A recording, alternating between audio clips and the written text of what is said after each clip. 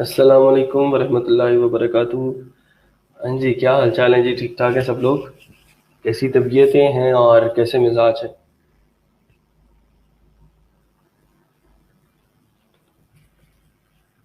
वालेकुम अस्सलाम सब लोगों को।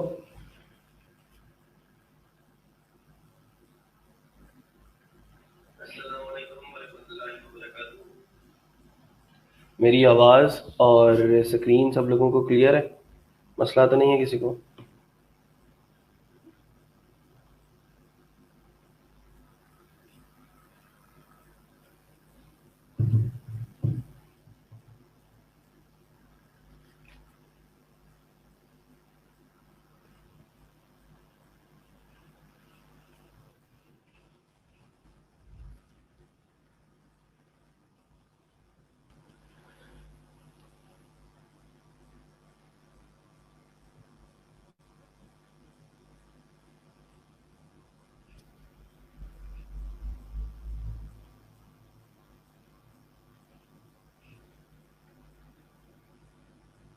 चल, ठीक है जी। अच्छा जी, आज जो है हमने कुछ और चीज़ें वर्डप्रेस के बारे में पढ़नी है। वर्डप्रेस के डैशबोर्ड को हम काफ़ी दिनों से डिस्कस कर रहे हैं और अभी हमारे काफ़ी चीज़ें हैं जो वर्डप्रेस के डैशबोर्ड में पढ़ने वाली रहती हैं, तो हम इसके डैशबोर्ड में चलते हैं। कल भी हमने पोस्ट पेजेस और कमेंट्स और अपीयरेंस के कुछ सेक्शंस जो थे वो डिस्कस किए थे। उसके अंदर मुख्तलिफ़ किस्म के सेक्शन होते हैं। हमने पढ़ा था कि ये थीम टू थीम डिपेंड करता है कि कस्टमाइज वाला सेक्शन कितना बड़ा होगा उस थीम का विजिट्स वाला सेक्शन जो है उसमें कितने विजिट्स होंगे, उसके कितने विजिट एरियाज होंगे जहाँ पे हम उन विजिट्स को ड्रॉप कर सकते हैं। उसमें मेन्यूज वाला जो सेक्शन है आप लोग खुद से क्रिएट करते हैं, लेकिन मेन्यू की जो पोजीशन वगैरह है वो हर थीम की अपनी जो है वो डिफाइंड होती है। किसी थीम में मेन्यू ऊपर होता है, किसी थीम में मेन्यू जो है वो नीचे होता है। ठीक है सर, क्वेश्चंस के आंसर दे दें पहले। हाँ जी, हाँ जी, पूछें, आप क्वेश्चंस पूछें। ये आपका हेडर आ जाता है जिसको आप कस्टमाइज में से भी जाके जो है वो फॉर्मेट कर सकते हैं, कस्टमाइज कर सकते हैं। ये कस्टमाइज ही खुल गया हमारा। ठीक है, तो अब हेडर वाले सेक्शन में वो आपको ले जाएगा।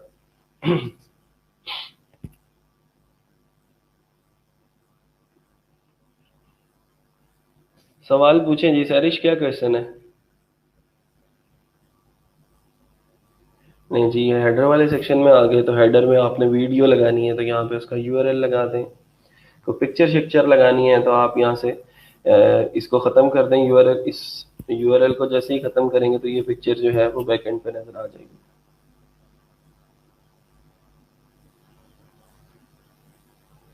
ठीक है जी, वापस चलते हैं। फिर उसके बाद ये थीम एडिटर उस दिन देख लिया था, इसको आप लोगों ने नहीं छेड़ना अभी फ़िलहाल, क्योंकि कोर फाइल्स जो हैं वो इसके अंदर लाई कर रही होती हैं। अगर कोर फाइल्स को छेड़ने की ज़रूरत पड़ती है तो हम सी पैनल में से छेड़ेंगे। यहाँ से किसी को जो है वो फाइल को हम नहीं हिलाएंगे, ना ही इसके किसी कोड को एडिट करेंगे। सर, अगर कोई थीम कस्टमर इंस्टॉल करने के लिए कहता है तो वो भी सेम इसी तरह इंस्टॉल करेंगे? और सर, जो गिग में हम थीम इंस्टॉल का कहते हैं वो हम अपनी मर्जी से करेंगे? नहीं बेटा, आपको थीम जो है वो बताएगा जो क्लाइंट है, या तो वो बताएगा आपको कि थीम कौन सा इंस्टॉल करना है, साथ वो आपको थीम की इंस्टॉलेशन की थीम की फाइल भी देगा। तो अगर उसको इस बारे में नहीं पता कि उसकी जो है वो वेबसाइट के ऊपर कौन सा थीम इंस्टॉल होना चाहिए, तो आप उसको सजेशंस दे सकते हो। जैसे अब आप उससे ये पूछो कि अगर ई कॉमर्स वेबसाइट बना रहे हो आप, तो आप उसको बताओ कि यार ई कॉमर्स के लिए फला थीम जो है वो बहुत अच्छा थीम है। जैसे मैं आपको बताऊं, अगर WP ओशन के नाम से एक थीम है, अच्छा, उसके कुछ डेमोज हैं, वो भी मैं आप लोगों को दिखा देता हूँ। फिर इसके बाद फ्लैटसम का जो थीम है वो प्रीमियम है। ठीक है, वो अगर आप उसको एज अ गिफ्ट देना चाहते हैं तो वो मैं आपको दे दूंगा।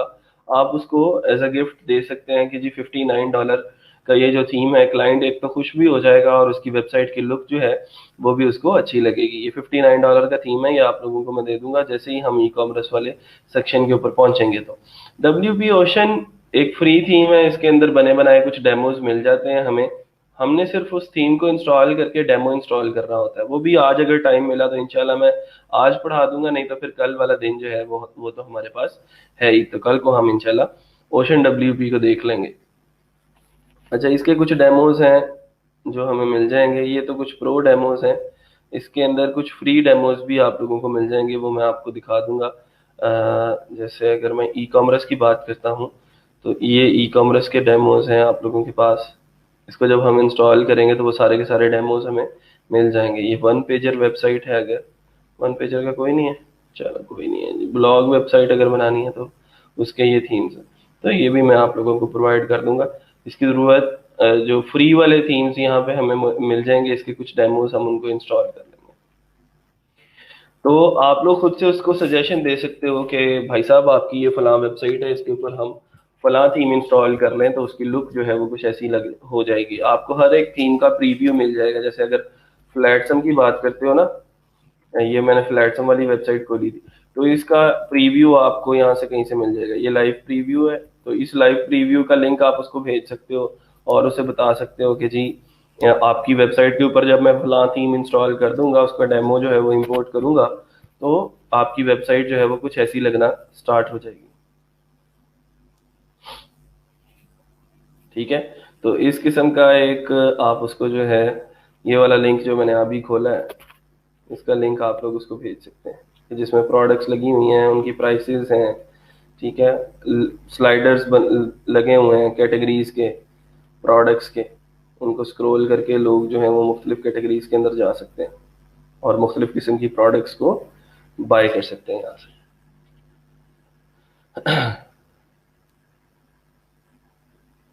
सर फीडबैक में अगर नंबर भी लेना हो तो फिर कैसे लेंगे? शाहजेब, अभी मैंने आपको जो फॉर्म की कस्टमाइजेशन है वो नहीं सिखाई। हम इंशाल्लाह जैसे ही एलिमेंटर पे मूव ऑन करते हैं तो फिर मैं आपको अपनी मर्जी से, आप ऐसा फॉर्म बनाओ जिसमें आप अपनी मर्जी से फील्ड्स रख सको, first name, last name, email address, phone number, gender, date of birth, ये सारा कुछ हम जो है वो अपने यूजर से ले सकते हैं। तो उसको भी इंशाल्लाह हम देख लेंगे।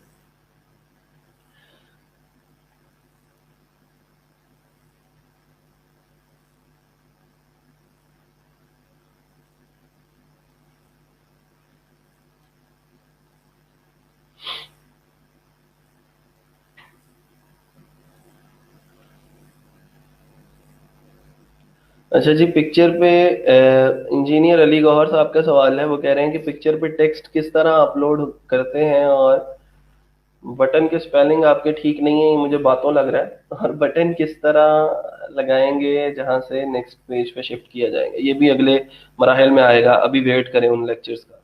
ठीक है, बाकी वो जो पिक्चर के ऊपर टेक्स्ट लगाने की वाली बात है वो आपने कैनवा से करना है। फीडबैक कॉलम जो फुटर में ऐड करते हैं, उसका आप प्लगइन नेम बता दें। फीडबैक कॉलम का मतलब मैं समझा नहीं, क्या कह रहे हो?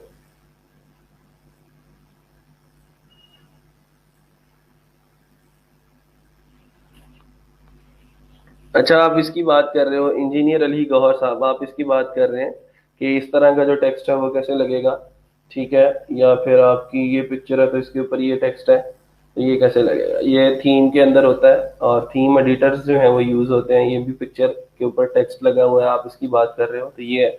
इस तरह के जो है ये थीम एडिटर्स हमारे पास मौजूद है। हर एक जो प्रीमियम थीम होता है उसका अपना भी एडिटर भी हो सकता है, और एलिमेंटर के अंदर भी हम ये काम कर सकते हैं।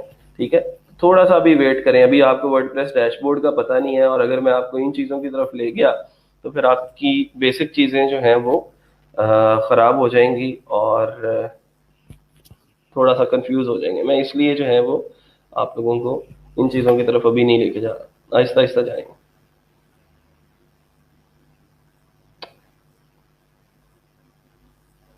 अब ये जीशान असगर साहब का पता नहीं क्या सवाल है, मुझे समझ नहीं आ रहा।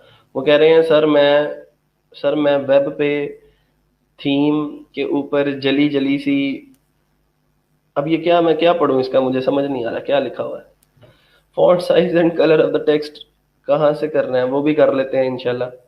लेफ्ट साइड जो कॉलम शो होता है वो कैसे ख़त्म होगा, और हम पेज कैसे सेट होगा, मेन वेबसाइट ओपन होने पर वही ओपन होगा। चलें जी, आज आपके ये सारे के सारे मसले जो है वो सॉल्व करते हैं। मैं क्या कर रहा हूँ मैं थोड़ा सा अभी ये डैशबोर्ड कंप्लीट करूँ और फिर आप लोगों को हम जो है वो वेबसाइट डेवलपमेंट किसी कोई वेबसाइट पकड़ लेंगे और उसके जैसी वेबसाइट बनाना शुरू कर देंगे।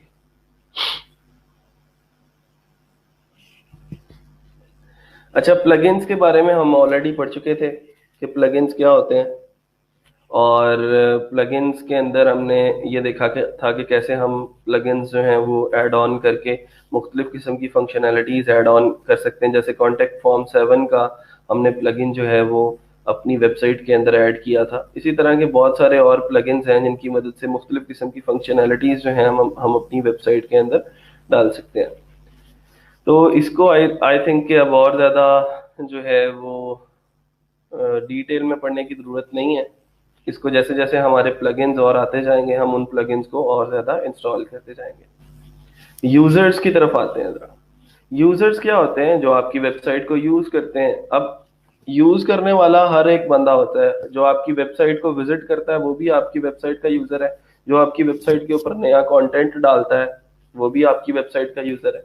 और जो आपकी वेबसाइट के ऊपर जो है वो उन मैनेजर्स को मैनेज करता है या फिर मुख्तलिफ किस्म के प्लगइन्स इंस्टॉल करके कस्टमाइजेशन करता है एंड सो ऑन, वो भी आपकी वेबसाइट का यूज़र है।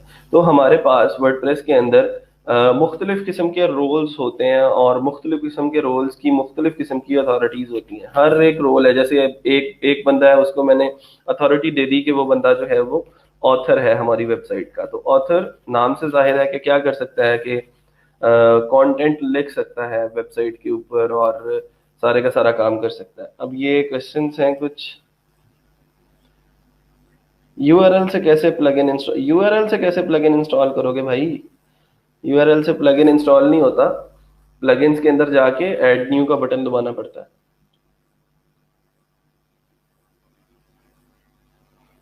हाँ जी, मैं करवा दूंगा जी। ठीक है। अच्छा, तो अभी मैं अगर आप लोगों को स्लाइड्स पे लेके जाऊं ना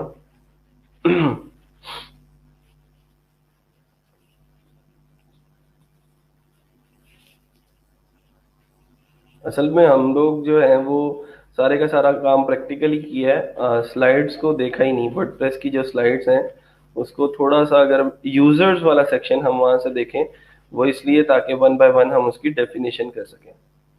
ये वर्डप्रेस है कि किस रोल की क्या अथॉरिटी। जैसे ये एडमिनिस्ट्रेटर है तो एडमिनिस्ट्रेटर जो है वो सारे का सारा जो है आपका पूरी की पूरी वेबसाइट को मैनेज कर सकता है। कि मतलब वो प्लगइन्स पुराने जो हैं उनको उड़ा सकता है, नए प्लगइन्स इंस्टॉल कर सकता है, कस्टमाइजेशन कर सकता है, लेआउट्स बना सकता है। हर इसी तरह हर एक चीज़ की डिफरेंट डिफरेंट अथॉरिटीज है। सर मैंने होस्टिंग वालों से रब्ता किया है, वो 6500 7000 पर ईयर मांगते हैं। कोई ऐसी वेबसाइट है जो लो कॉस्ट में डोमेन और होस्टिंग प्रोवाइड करें? गौहर साहब, मैंने आपको जो बताया है ना ये 6500 और 7000 वो बता रहा होगा उसका अपना, अल्लाह थोड़ा भला करे। जो बिजनेस वेबसाइट्स, मतलब अगर आपने 5-6 वेबसाइट्स बनानी है तो फिर उसके लिए वो पैकेज होगा। ठीक है। जो आपने अगर सिंगल हैंडेडली इंडिविजुअली एक वेबसाइट बनानी है ना तो उसके लिए ये प्राइस है, I think so, for freelancers वाला पैकेज ये 250 पर मंथ का है। अब 250 रुपये एक महीने बाद यार, मतलब ये इतना कोई ज्यादा कॉस्ट तो नहीं। इससे ज्यादा और सस्ता कहाँ से मिलेगा आपको? आई डोंट नो कि कहाँ से मुझे इससे ज्यादा सस्ता तो है भी नहीं कोई। फिर फ्री वाले बच जाते हैं। फ्री वाले अगर आप करना चाहते हैं तो वो कर रहे हैं, मुझे कोई उसमें एतराज नहीं है। आप जो है उसका छोटा वाला पैकेज खरीद लो, जरूरी नहीं है आपने इसकी तरफ ही जाना है। आप इसका ये पैकेज खरीद लो अगर आप इसको बड़े पैकेज को अफोर्ड नहीं कर सकते तो। ठीक है। तो आपकी अपनी मर्जी है। और मैं इसको इसलिए रिकमेंड करता हूँ कि ये कम पैसों में एक तो अच्छी स्पीड देता है और दूसरा ये है कि पाकिस्तान नहीं है और ऊपर से फैसलाबादी है। कोई हैंकी पैंकी करता है तो बंदा उसको जाके पकड़ तो लेता है, बाद में जो दूसरे लोग हैं उनको जाके फिर वो करना पड़ता है। वो आपको उनकी सपोर्ट से बात करनी पड़ती है, नेम चीफ है या गो डैडी है, फिर उसके बाद कार्ड अटैच करना पड़ता है आपको अपना। अगर कार्ड के ऊपर ऑनलाइन आपकी ट्रांजैक्शंस जो हैं वो अलाउड नहीं है तो फिर भी आप जो है वो ये नेम चीफ और गो डैडी से जो है वो बाय नहीं कर सकते। 417 वाला भी 6500 के करीब बन जाता है। और यार थोड़ा सा ना इंजीनियर साहब, आपने इंजीनियरिंग अगर मैथ में कर ली होती ना तो वो ज्यादा बेटर होता। 417। अब लेक्चर हो रहा है, लेक्चर के अंदर तुम लोग कौन सी चीजें लेके बैठ गए हो? अब 5000 रुपये बनते हैं, 6500 नहीं बनता, ना ही 7000 बनता है।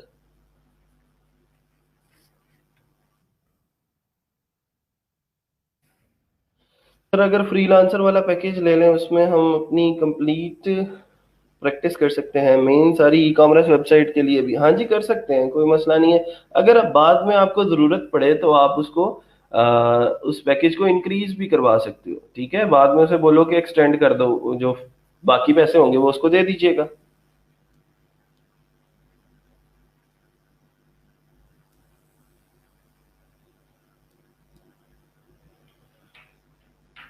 नहीं नहीं, ये अरमुश, ये एडमिनिस्ट्रेटर की बात नहीं हो रही, ये हो रहा है एड ऑन डोमेन्स की बात, ठीक है, या फिर ईमेल अकाउंट्स की बात। ये जो यूजर्स हैं, आप एक वेबसाइट के अंदर जितने मर्जी यूजर्स चाहो ऐड कर सकते हो, वो कोई मसला नहीं है।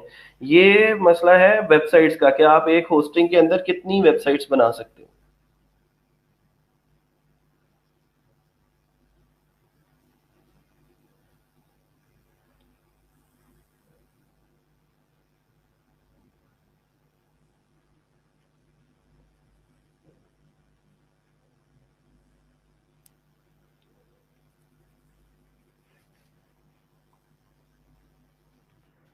चलें जी आगे चलते हैं। हम बात कर रहे थे कि यूजर्स हम कैसे ऐड कर सकते हैं, और जो यूजर्स हैं उनके क्या क्या रोल्स हैं, और उन यूजर्स के पास क्या क्या अथॉरिटीज होती हैं।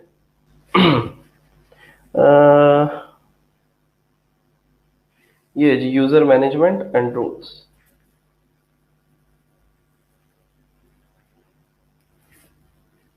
हाँ जी बिल्कुल मुजाहिद साहब, ऐसे ही है, बिल्कुल ऐसे ही है। मैं बड़ी मुश्किल से जो है वो सारी क्लास को कोई 10वीं 15वीं मंजिल पे लेके जाता हूँ, ये फिर खींचते हैं और पकड़ के फिर ग्राउंड फ्लोर पे ले आते हैं।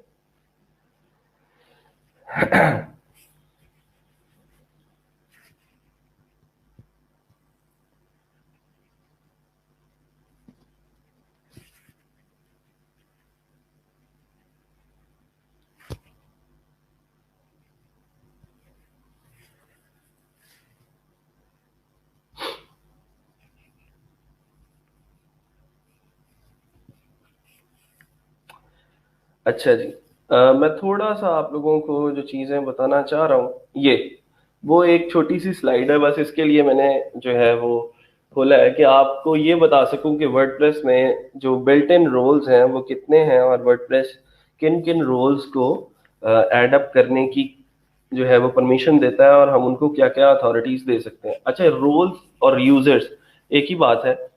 और जो है वो आप यूजर्स इसलिए बनाते हो अपनी वेबसाइट के अंदर कि आपने जब कल कला को टीम के अंदर काम करना है, टीम्स के अंदर काम करने की जाहिर बात है जरूरत पड़ेगी। एक अकेला डेवलपर तो कुछ नहीं कर सकता, एक वेबसाइट बना सकता है, लेकिन उस वेबसाइट को मार्केट करने के लिए, उसकी अच्छी सी पिक्चर्स डिजाइन करने के लिए आपको डिजाइनर्स की और सोशल मीडिया मार्केटर्स की जरूरत पड़ेगी।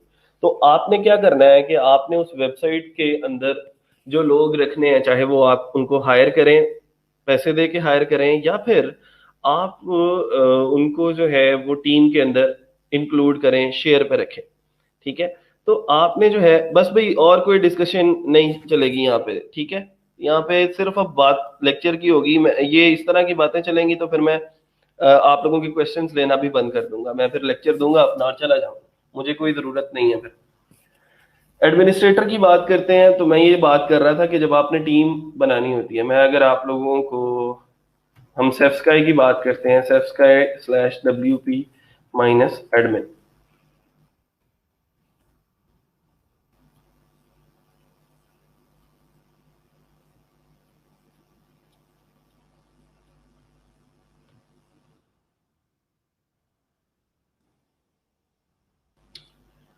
क्या हुआ?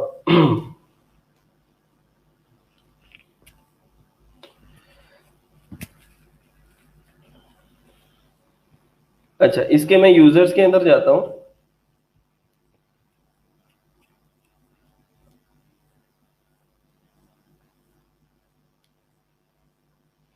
तो अभी फिलहाल 33 लोग हैं जो इस वेबसाइट के ऊपर काम कर रहे हैं, ठीक है। मतलब 33 लोगों की टीम है, या वैसे ज्यादा लोग जो है वो कराची से हैं, लेकिन 33 लोगों की टीम है जो इस वेबसाइट के ऊपर काम कर रही है।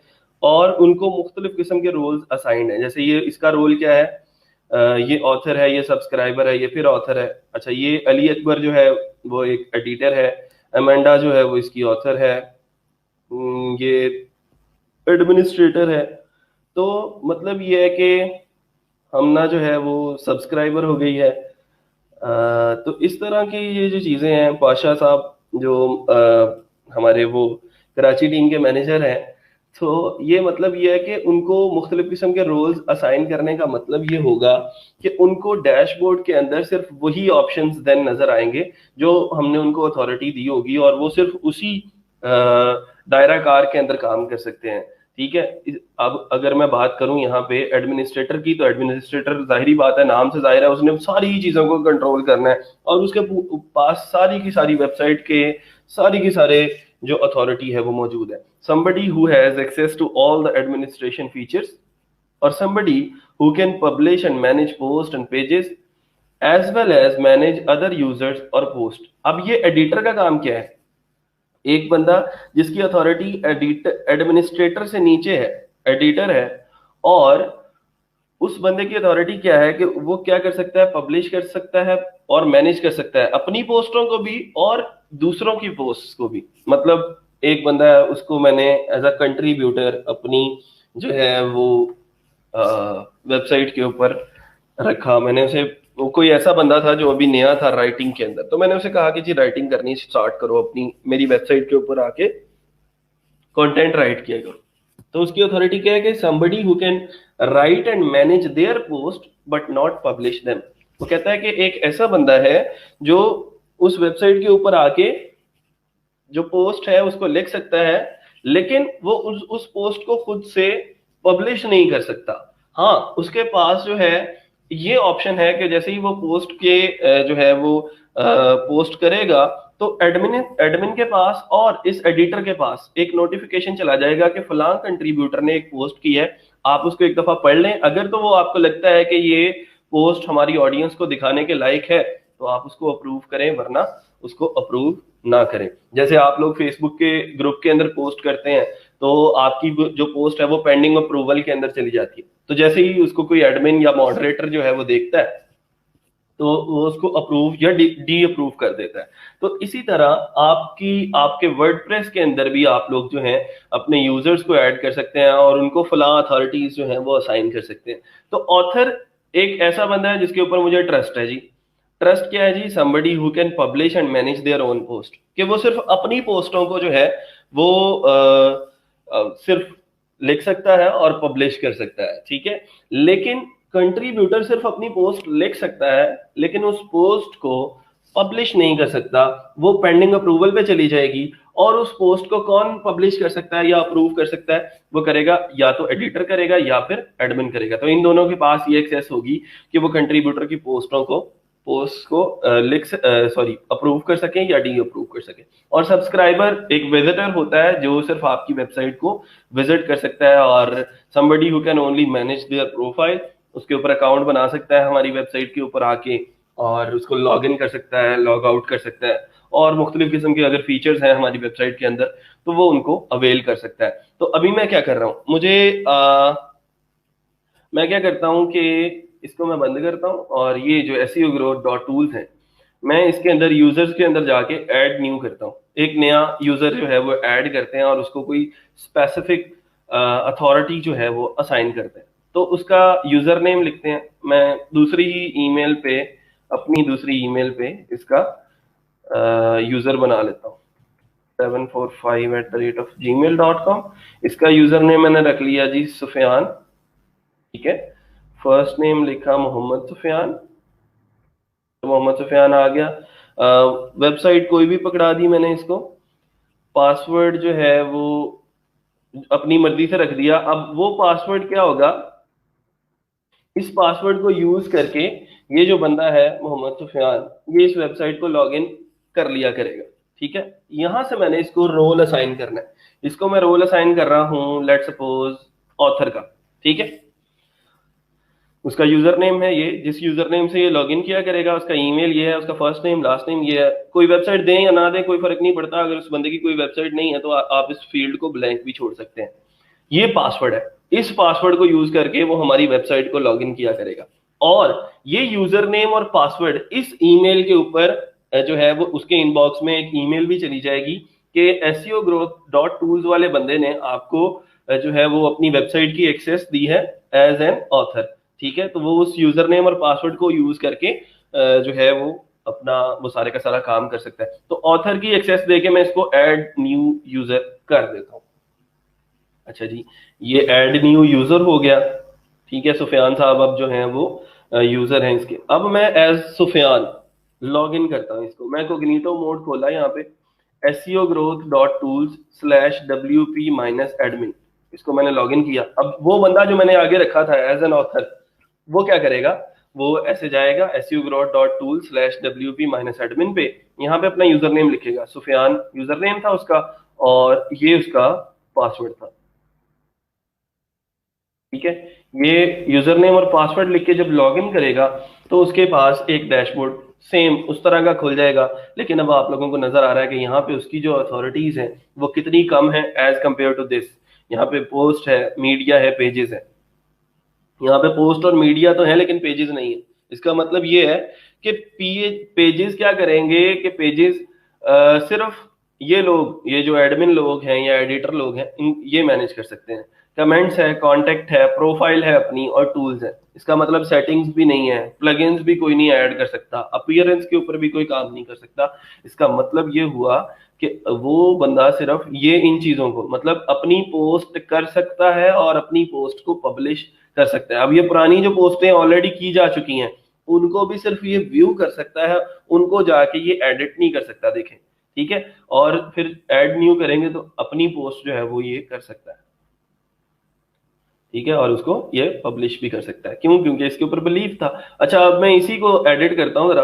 अभी ये अक्सर ने सवाल पूछा है कि सर सब्सक्राइबर क्या क्या काम है, अगर एक्सप्लेन कर दें। मैंने आपको बताया सब्सक्राइबर का काम सिर्फ यही है कि वो अपनी प्रोफाइल बना सकता है यहाँ पे और उसको देख सकता है, इसके अलावा और कोई काम नहीं है। असल में होता है ये सब्सक्राइबर का रोल इसलिए रखा गया है कि यूजर्स में अगर कोई बंदा था जो हमारे पास हमारे साथ ऑलरेडी काम कर रहा था, उसको हमने ऑथर की या एडिटर की जो है वो एक्सेस दी थी, अब वो मेरे साथ उसने काम करना छोड़ दिया है, तो अब मैं चाहता हूं कि उसको इसकी एक्सेस भी ना हो, तो मैं उसका जाके यहाँ से ऑथर है इसको मैं एडिट करता हूँ और इसका रोल जो है वो ऑथर की बजाय अब मैं सब्सक्राइबर कर देता हूँ।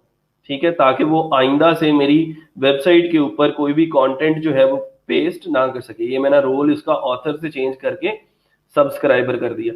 ठीक है, सब्सक्राइबर किया और इसको मैंने यहाँ से अपडेट यूजर कर दिया।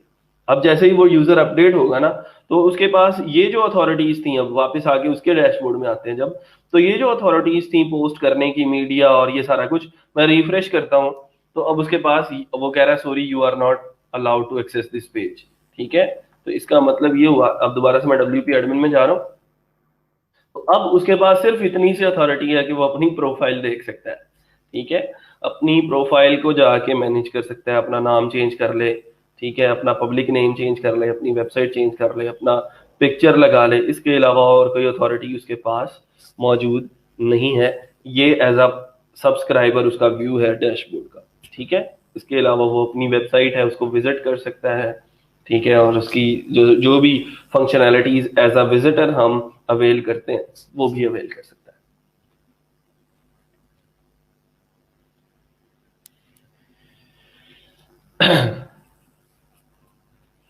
यहाँ तक किसी को कोई मसला है यूजर्स बनाने के अंदर या फिर यूजर्स की अथॉरिटीज में, मैं यूजर की अथॉरिटी वाला जो सेक्शन है वो दोबारा से एक दफा रिपीट कर देता हूँ। एडमिनिस्ट्रेटर ने क्या करना है कि सारी की सारी अथॉरिटी है उसके पास कि वो जब चाहे जैसे चाहे चीजों को मैनेज करे, प्लगइन इंस्टॉल करे, नए यूजर्स ऐड करे, पुराने यूजर्स को डिलीट कर दे।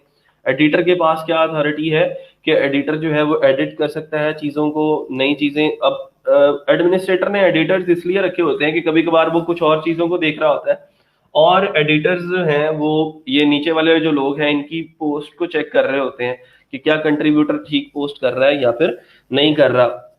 सर रिमूव भी कर सकते हैं किसी पर्सन को? हाँ जी बिल्कुल कर सकते हैं। जैसे आप यूजर में आए, ये यूजर्स हैं हमारे पास, और इस यूजर को आके यहाँ से डिलीट कर दें तो ये यूजर ही डिलीट हो जाएगा, इसका सब्सक्राइबर वाला अथॉरिटी भी नहीं रहेगा। ठीक है जी, क्लियर बात। अच्छा फिर उसके बाद एडिटर पढ़ लिया जी। एडिटर क्या कर सकता है? अपनी पोस्टें तो करनी ही करनी है इसने, पब्लिश और मैनेज और पेजेस, लेकिन इसके साथ साथ दूसरे जो यूजर्स हैं उनकी पोस्ट के ऊपर भी इसकी बड़ी कड़ी नजर होती है, और उनकी पोस्ट को ये अप्रूव या डी अप्रूव डिलीट कर सकता है और एडिट भी कर सकता है उनकी पोस्ट को। और जो ऑथर है, ऑथर सिर्फ अपनी पोस्टों को ही मैनेज कर सकता है, पब्लिश कर सकता है, किसी और की हुई पोस्ट को ये जो ऑथर साहब हैं ये एडिट नहीं कर सकते। सर पेजेस एडिटर मांग कर सकता है? अच्छा मैनेज यार सर पेजेस एडिटर मैनेज कर सकता है या जस्ट एडमिन कर सकता है?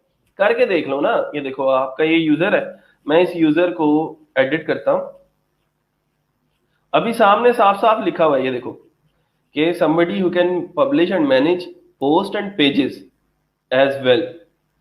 तो हम क्या करते हैं कि ये जो भाई साहब हैं इसको हम सब्सक्राइबर से एडिटर बना देते हैं और यहाँ से अपडेट कर दिया। अच्छा जैसे ये एडिटर बनाया तो अब वापस आके इसका जो डैशबोर्ड है इसको रिफ्रेश किया तो अब देखें उसके पास कितनी ऑप्शंस आ गई, पोस्ट भी है, मीडिया भी है, पेजेस भी है। लेकिन एडिटर के पास फिर भी बहरहाल अपीयरेंस को मैनेज करने की अथॉरिटी नहीं है, सेटिंग्स को मैनेज करने की अथॉरिटी नहीं है। ठीक है, तो ये सारी की सारी चीजें एडमिन लोग जो हैं वो मैनेज कर रहे होते हैं। तो अभी ये एडिटर है तो ये एडिटर की अथॉरिटी देखें जरा कि पोस्ट है, पेजेस है, मीडिया है, कमेंट्स हैं। कमेंट्स को भी मैनेज करना है ना, उसने पोस्ट के ऊपर कोई बुरा कमेंट कर जाता है तो उसको डी अप्रूव करना है या डिलीट करना है, स्पैम में डालना है। और टूल्स है हमारे पास। ठीक है जी, यहां तक किसी को कोई मसला कोई प्रॉब्लम है तो आप लोग बता सकते हैं। वेरी गुड, चलें जी आ जाए वापस, मैं इसको कर रहा हूं बंद जो नया यूजर था। हम क्या कर रहे हैं कि अब यूजर्स वाला सेक्शन हमारा क्लियर है, आगे चलते हैं टूल्स। टूल्स वाला जो सेक्शन है इसके अंदर आमतौर पे हमने कोई चीज एक्सपोर्ट करनी हो, जैसे एक वेबसाइट के ऊपर हम पोस्ट कर चुके हैं, उन पोस्ट को हमने एक्सट्रैक्ट करके दूसरे वाली वेबसाइट के ऊपर इंपोर्ट करना हो तो हम कर सकते हैं। जैसे अगर मैं बात करूं क्यूटीन की, क्यूटीन.com है मेरे पास, उसकी मैं पोस्टें सारी की सारी जो है वो करना चाहता हूं एक्सपोर्ट करके। मैं अपनी इस वेबसाइट, ये जो SEOgrowth.tools है, इसके ऊपर मैं वो पोस्टें करना चाहता हूँ। अभी तक कितनी पोस्ट है मेरे पास चेक करते हैं। हमारे पास iPhone 7, आई लव पाकिस्तान और हेलो वर्ल्ड, 3 पोस्ट हैं। मैं ये चाहता हूँ कि टीम की सारी पोस्ट जो हैं वो यहाँ पे कॉपी कर लूँ मैं। जाहिर बात है वो भी मेरी वेबसाइट है, ये भी मेरी वेबसाइट है, तो मेरे पास ये राइट है और मैं कर सकता हूँ। ये सिर्फ प्रैक्टिस के लिए मैं आप लोगों को बता रहा हूँ, लेकिन करना नहीं है क्योंकि कॉपीराइट का इशू आता है। मैं इसलिए बता रहा हूँ क्योंकि टूल्स का फंक्शनैलिटी हमें पता चल जाए कि टूल्स करते क्या है। ये टूल्स किधर गए? ये हमारे पास है जी टूल्स वाला सेक्शन। तो टूल्स वाले सेक्शन के अंदर एक्सपोर्ट, अब यहां से पोस्टें एक्सपोर्ट करनी है ना हमने, तो मैंने एक्सपोर्ट की, यहां से एक्सपोर्ट के ऊपर क्लिक किया तो वो कहता है क्या एक्सपोर्ट करना है, ऑल कंटेंट या फिर सिर्फ पोस्ट करनी। मैं कहता हूं जी सिर्फ पोस्ट को आपने जो है वो एक्सपोर्ट करना है। सारी कैटेगरीज की पोस्टें एक्सपोर्ट करनी है या सिर्फ एक कैटेगरी की करनी है? मैं कहता हूं सारी कैटेगरी, सारे ऑथर्स की करनी है या सिर्फ एक ऑथर की करनी है, कहां से वो स्टार्ट हुई हो, कहां पे एंड हो रही हो, उनका स्टेटस क्या हो। तो मैं कहता हूं सारी की सारी पोस्टें अभी तक जितनी हो चुकी है ना, सारी की सारी जो है वो एक्सपोर्ट कर दो और मुझे एक एक्सपोर्ट फाइल बना के दे दो। ये देखो डाउनलोड एक्सपोर्ट फाइल। तो वो क्या करेगा, उसी वक्त एक फाइल जो है वो मेरे पास यहाँ पे डाउनलोड कर देगा जिसके अंदर सारी की सारी पोस्टों का कंटेंट मौजूद होगा। मैं अपनी दूसरी वेबसाइट जो है SEOgrowth.tools वाली, इसके टूल्स में जाता हूँ। यहाँ पे जो टूल्स हैं इसको अब मैंने इसके इंपोर्ट के ऊपर क्लिक करना है, वहां से एक्सपोर्ट किया था और यहाँ पे आके हम इंपोर्ट कर रहे हैं। अच्छा जी, क्या इंपोर्ट करना चाहते हैं? सारी बात है हम वर्डप्रेस से चीजें इंपोर्ट करना चाहते हैं। तो मैं इसको जरा इंस्टॉल कर लेता हूँ, इसका इंपोर्टर। रन इम्पोर्टर और चूज फाइल, ये चूज फाइल चूज करते हैं जी। इसको हम वो फाइल देते हैं जो हमने दूसरी वाली फाइल से, दूसरी वाली वेबसाइट से डाउनलोड की है। तो ये फाइल इसको पकड़ा दी, upload file and then import.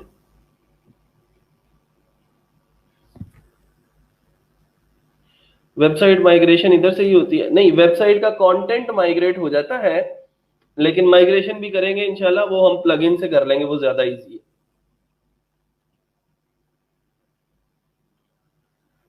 ठीक है जी, ऑटोमेटिकली दे देगा ऑथर्स उनको। वो कह रहा है all done have fun, okay. तो अब हम इसकी पोस्ट वाले सेक्शन के अंदर जाते हैं। तो देखें अब जरा, पहले 3 पोस्टें थी, अब कितनी पोस्ट हो चुकी हैं?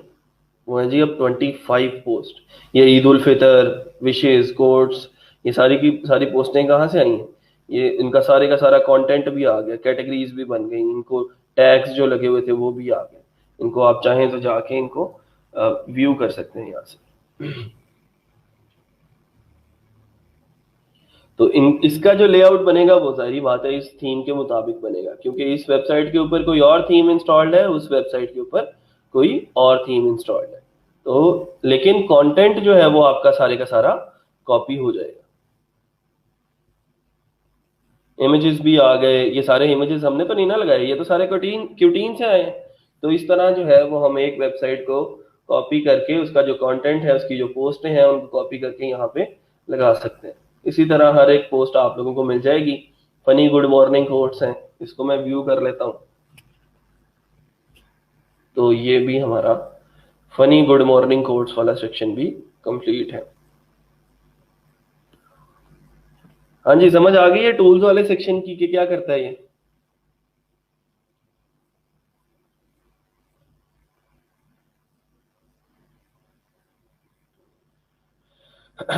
अब इनको चाहें तो आप लोग डिलीट भी कर सकते हैं। जैसे मैं सारी पोस्टों को कॉपी किया, इन जो 2-3 पोस्टें थी इनको मैंने अनचेक कर दिया और यहाँ से बल्क एक्शन करके move to trash and apply, तो वो सारी की सारी पोस्टें जो मैंने अभी इंपोर्ट की हैं वो डिलीट हो जाएंगी।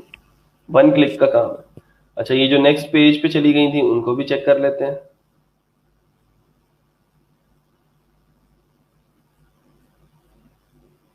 पेजेस बन जाते हैं ना यहाँ पे 1 2 3 4 5, तो उनके ऊपर भी हम यही एक्शन परफॉर्म कर लेते हैं।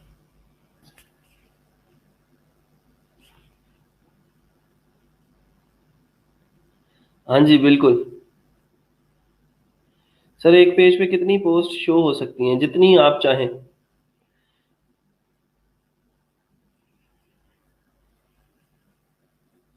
सर इसको यूज नहीं कर सकते तो फायदा क्या टूल्स का इसको? बेटा ये जैसे मैंने अभी यूज किया है ना, जैसे मैं आप लोगों को बताता हूँ, मेरी एक ई कॉमर्स साइट थी पुरानी, कपड़ा कलेक्शन डॉट कॉम के नाम से ना। कभी किसी दौर में मैं वो बेचा करता था ई कॉमर्स, जो सूट्स हैं और इसके अलावा जो दूसरी चीजें होती थी, ये लड़कियों की बैग्स वगैरह और ये ज्वेलरी आइटम्स कुछ होती थी एक स्टोर पे। तो वो मुझे जो है वो अब चेंज करना था थोड़ा सा उसका लेआउट, उस ई कॉमर्स बिजनेस का। तो मैं ये चाहता था कि वो सारी की सारी प्रोडक्ट्स जो है वो मैं नई वाली वेबसाइट के ऊपर लगा लूँ, मुझे दोबारा से मेहनत ना करनी पड़े, क्योंकि मेरी पुरानी वेबसाइट बंद हो गई थी या मैं बंद करना चाह रहा था उसको। तो मैंने क्या किया, 1 क्लिक के ऊपर अपनी सारी प्रोडक्ट्स को इंपोर्ट किया, दूसरी वाली वेबसाइट के ऊपर जाके जो है वो इंपोर्ट कर दिया, एक से एक्सपोर्ट किया दूसरी पे इंपोर्ट कर दिया। तो वो दोबारा से मुझे मेहनत नहीं करनी पड़ी कि हर एक पोस्ट के अंदर जाके मैं पिक्चर्स लगा रहा हूँ, मैं प्राइसेस लिख रहा हूँ, मैं उसकी स्पेसिफिकेशंस बता रहा हूँ, मैं उसकी वेरिएशंस बना रहा हूँ। तो ये सारे का सारा काम, जो सारी की सारी मेहनत होती है वो बच जाती है, ये फायदा है इसका। तो सर कैसे सिलेक्ट करें कि कितनी पोस्ट एक पेज पे शो हो? ये मैं आपको बता देता हूँ। जैसे हमने अभी ये ट्रैश की थी ना, तो ये सारी की अब ये नीचे पेजेस बन गए ये, कि ये 1 of 2। सेकंड पेज पे जाते हैं तो ये सेकंड पेज पे इतनी पोस्टें शो हो रही हैं, 2 है। ठीक है, इनको हम मैनेज कर सकते हैं। जैसे मैं अगर बात करूं, दोबारा से मैं पिछले पेज पे जाता हूं।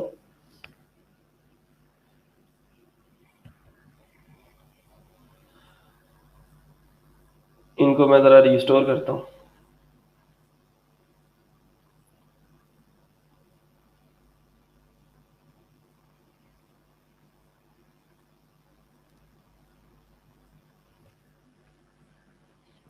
अच्छा, अब मेरी जो है ये पेज दोबारा से रिस्टोर हो चुकी हैं चीज़ें। ऑल में जाता हूँ तो कितनी पोस्टें हैं जी, 25 पोस्ट हैं।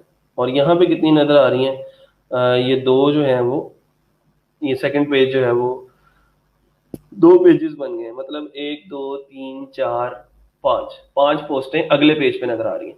आई जस्ट वॉन्ट कि वो एक ही पेज के ऊपर सारी पोस्टें शो हो जाए। ठीक है, तो मेरे पास यहाँ पे ये स्क्रीन ऑप्शन है। स्क्रीन ऑप्शन के ऊपर क्लिक करता हूँ। नंबर ऑफ आइटम्स पर पेज कितनी है, 20। तो मैं इसको चेंज करके 100 कर देता हूँ।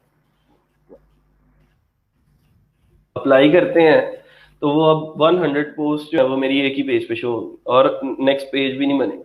देखिए अब तो नहीं पेज बना। तो जहां तक पोस्टें थी, अब जब तक 100 कंप्लीट नहीं हो जाती तब तक वो नेक्स्ट पेज पे नहीं जाएगा। तो इसको यहाँ से आप लोग स्क्रीन ऑप्शंस में से मैनेज कर सकते हैं। फिर उसके बाद ये देखें कि आपने यहाँ पे आपको ये चाहिए कि नहीं, ये जो कमेंट्स वाला सेक्शन है या फिर टैग्स वाला सेक्शन है, कैटेगरीज वाला सेक्शन है, इसको आप लोग खुद से मैनेज कर सकते हैं। जैसे मैं इसको कमेंट्स वाले सेक्शन को अनचेक कर देता हूँ, ठीक है, और अप्लाई करता हूँ, तो देखें वो कमेंट्स वाला सेक्शन निकल गया।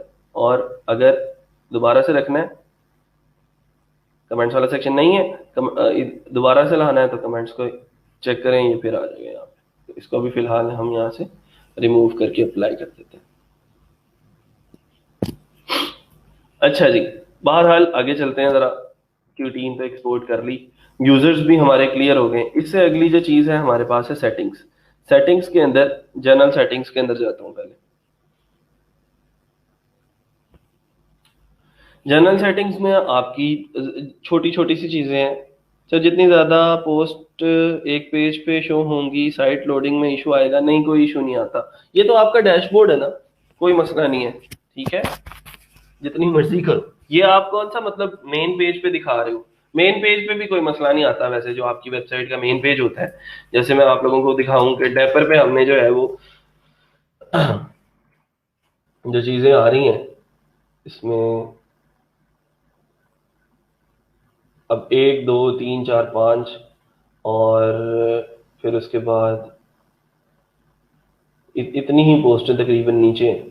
तो आप जितने मर्जी इसके सेक्शंस बनाते रहे, ये तो लेआउट खुद से बनाया हुआ है ना कि वो पोस्ट जो है वो इस फॉर्म के अंदर, कि यहाँ पे उसकी फीचर्ड इमेज शो हो, यहाँ पे उसका टाइटल हो, उसका बैकग्राउंड कलर ये हो, each and everything is managed. ठीक है, तो लेआउट पे कोई फर्क नहीं पड़ेगा या स्पीड पे कोई फर्क नहीं पड़ेगा। हाँ, अगर पड़ेगा भी तो हम उसकी स्पीड को ऑप्टिमाइज कर लेंगे, वो एक और स्किल है जिसको हम सीखेंगे। और उसमें देखेंगे कि हम किस तरह अपनी वेबसाइट को जल्दी लोड करवा सकते हैं और उसकी स्पीड को मैनेज कर सकते हैं।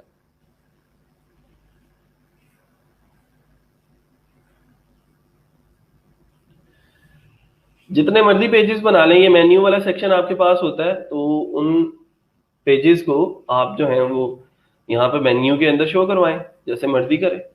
ये तो ऑलरेडी पढ़ चुके हैं हम।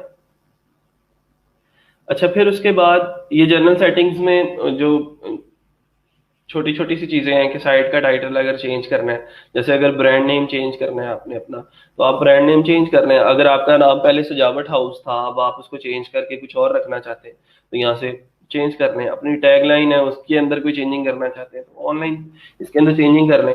ये जो वर्डप्रेस का एड्रेस है, साइट एड्रेस, ये तो सारी बात है आपका वही होगा जो आपने जो यूआरएल है आपकी वेबसाइट का और जो आपकी वेबसाइट की डोमेन।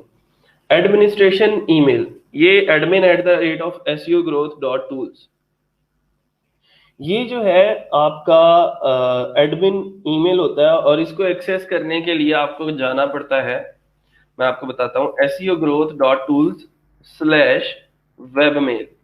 ठीक है, क्या बोलेंगे, वेब मेल इसको बोलते हैं, जो आपकी ऑनलाइन ईमेल होती है। और इसी तरह इसको एंटर करता हूं मैं। ये ईमेल आपको पहले सी पैनल से क्रिएट करनी पड़ती है, और उसका यूजर नेम और पासवर्ड पहले सी पैनल में आप रखेंगे और देन आप लॉग इन करेंगे। आई डोंट नो कि ये है मेरे पास या नहीं सक्सेस। चलें जी, मिल गई है, इसकी एक्सेस मैंने बनाई हुई थी। इसको ओपन करते हैं तो मेरे पास एक सेम व्यू जो है वो खुल जाएगा आपका जो है वो, जैसे ईमेल जहाँ से करते हैं, रिसीव करते हैं, ये सारे का सारा काम वो आपको यहाँ पे जो है वो आप लोगों को, आप यहाँ से ईमेल कर भी सकते हैं लोगों को प्रोफेशनली। और प्रोफेशनली का मतलब ये है कि आपकी ईमेल जीमेल पे नहीं बनी हुई कम से कम, और आपका अपना SEOgrowth.tools है, तो आपकी जो, अगर मैं बताऊं यहाँ पे जो आपका ईमेल एड्रेस है वो है admin@SEOgrowth.tools। इसका मतलब ये है कि उस ईमेल एड्रेस के अंदर आपका अपना जो है ब्रांड नेम आ रहा है। ठीक है, इसकी बजाय अगर आपका ब्रांड नेम होता जी मोहम्मद सुफियान 6196@gmail.com, ठीक है, अब मैं इस ईमेल से जब ईमेल करूंगा, इसका मतलब ये है कि मैं एज एन इंडिविजुअल काम कर, अब अगले बंदे को क्या पता कि ये मोहम्मद सुफियान कौन है, तो वो मेरी बात इतनी ज्यादा गौर से नहीं सुनेगा। लेकिन जब ईमेल उसको जाएगी admin@SEOgrowth.tool से, तो इसका मतलब ये है कि यार मैंने प्रोफेशनली जो है वो चीजें ली है और प्रोफेशनली मैंने उसको रीच किया है। इसके अगेंस्ट मतलब अगर मैं इसकी की बात करता हूँ और मैं उसको ईमेल करता हूँ mohammad.sufyan@patb.gov.pk, इस ईमेल से जब मैं उसको ईमेल करता हूँ तो इसको, इसका मतलब ये है कि यार ये बंदा जो है वो PITB से है, गवर्नमेंट, और .pk उसकी जो है वो एक्सटेंशन है। तो ये इसका मतलब ये है कि किसी ऑफिशियल की तरफ से मुझे ईमेल आई है, और @gmail की तरफ से आएगी जब, तो वो फिर एज ए इंडिविजुअल थोड़ा सा चीजें हो जाती हैं। तो admin@SEOgrowth.tools इस तरह कर लें, या फिर आप इसको जो है वो info@something like that, ठीक है, इस तरह की ईमेल भी बन सकती है आपकी, और आपके अपने नाम पे भी बन सकती है कि sufyan@SEOgrowth.tools। तो ये आप लोग सी पैनल के अंदर से जाके ईमेल्स क्रिएट कर सकते हैं, वो भी अब बता दूंगे कैसे क्रिएट करनी है, /सी पैनल।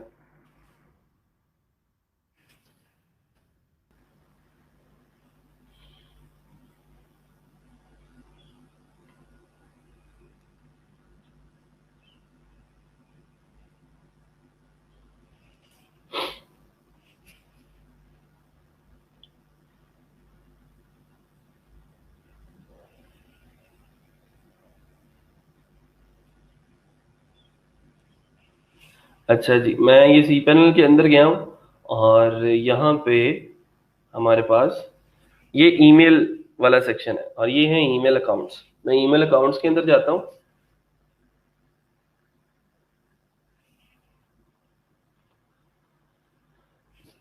एसईओ ग्रोथ, ये कौन सा ईमेल सर्वर है सर? ये ईमेल सर्वर हर एक डोमेन के ऊपर होता है, ठीक है, हर एक डोमेन के ऊपर जाके आप लोग ईमेल्स क्रिएट कर सकते हो। जब आप लाइव सर्वर खरीदते हो तो साथ आपको ईमेल्स भी मिलते हैं, कस्टम ईमेल्स, ठीक है। अब जैसे ये SEOgrowth.tools पे गया तो मैं यहाँ से क्रिएट करता हूँ तो मैंने उसका कोई यूजर नेम रख दिया, लाइक इन्फो रख दिया, info@SEOgrowth.tools, और यहाँ से मैं उसका पासवर्ड लिख दूंगा, ठीक है, जो भी मैंने पासवर्ड देना होगा उसको, तो मैं उसको पासवर्ड दे दूंगा। अब ये जो मैंने पासवर्ड दिया है और मैंने इसको यहाँ से क्रिएट किया है, अब ये बंदा, ये जो इन्फो वाला है, ये जाके SEOgrowth.tools लिखेगा, /webmail लिखेगा, ठीक है, और लॉगिन कर लेगा। यहाँ पे लिखेगा info@SEOgrowth.tools, ठीक है, और नीचे अपना पासवर्ड देगा जो मैंने उसको दिया हुआ होगा, और उसको लॉगिन कर लेगा। Login successful.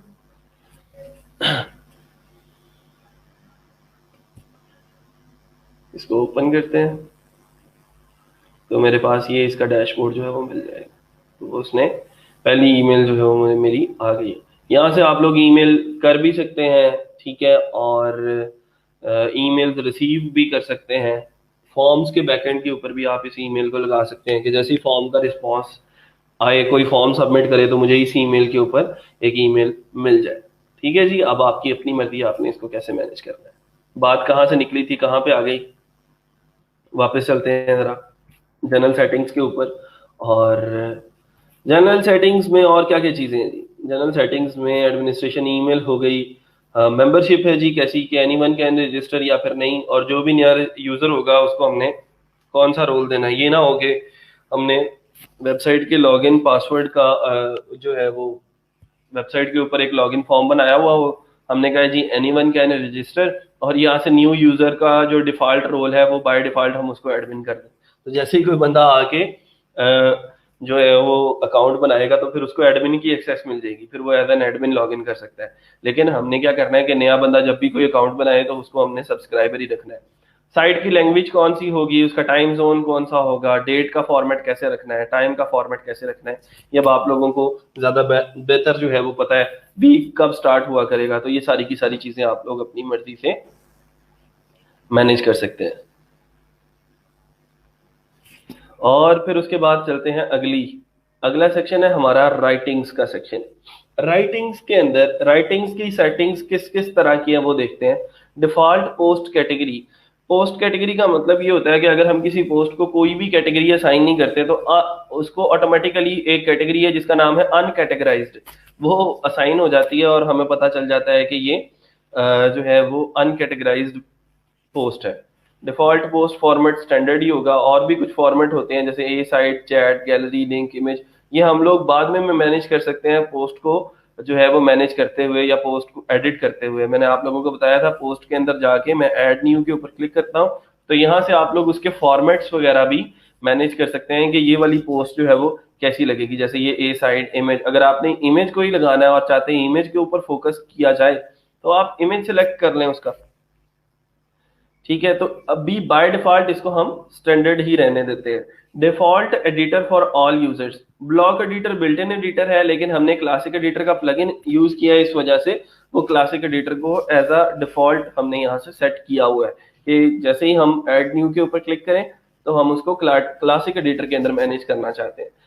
Allow users to switch editors. जो यूजर्स हमने क्रिएट किए थे एडिटर और उसका जो है वो उसके बाद हमने ऑथर को हमने ऐड किया, तो हम क्या उनको अलाउ करना चाहते हैं कि वो अपनी मर्जी से क्लासिक एडिटर में पोस्ट को एडिट कर लें या फिर ब्लॉग एडिटर में एडिट कर लें। तो हम अगर यस कर देंगे तो वो उनके पास एक ऑप्शन आ जाएगा कि आप इस पोस्ट को ब्लॉग एडिटर में एडिट करना चाहते हैं या फिर क्लासिक एडिटर में करना चाहते हैं। मेल सर्वर है, इसको अगर मैनेज करना है तो कर, नेम, पासवर्ड, इसकी आप लोगों को आमतौर पर जरूरत नहीं पड़ेगी। फिर उसके बाद रीडिंग सेटिंग्स है। रीडिंग सेटिंग्स बड़ी इंपॉर्टेंट है। रीडिंग सेटिंग्स के अंदर मैं अगर आप लोगों को बताऊं, मेन पेज पे चलते हैं। अभी मेन पेज के अंदर जो सबसे बेसिक चीज या सबसे इंपॉर्टेंट चीज आप लोगों को नजर आ रही है वो ये है कि हेडर के फौरन बाद यहाँ पे जो भी हम पोस्ट करते हैं वो यहाँ पे शो हो जाती है। इसके ऊपर कोई और पोस्ट करेंगे तो ये पोस्ट जो है वो नीचे चली जाएगी और नई पोस्ट यहाँ पे ऊपर शो होना शुरू हो जाएगी। फिर उससे पहले हमने ये ब्यूटीफुल कोट्स वाली आई लव पाकिस्तान वाली पोस्ट की थी तो वो उससे नीचे चली गई। फिर हेलो वर्ल्ड के अंदर पिक्चर लगाई थी, तो वो डेट वाइज इनको मैनेज कर रहा है।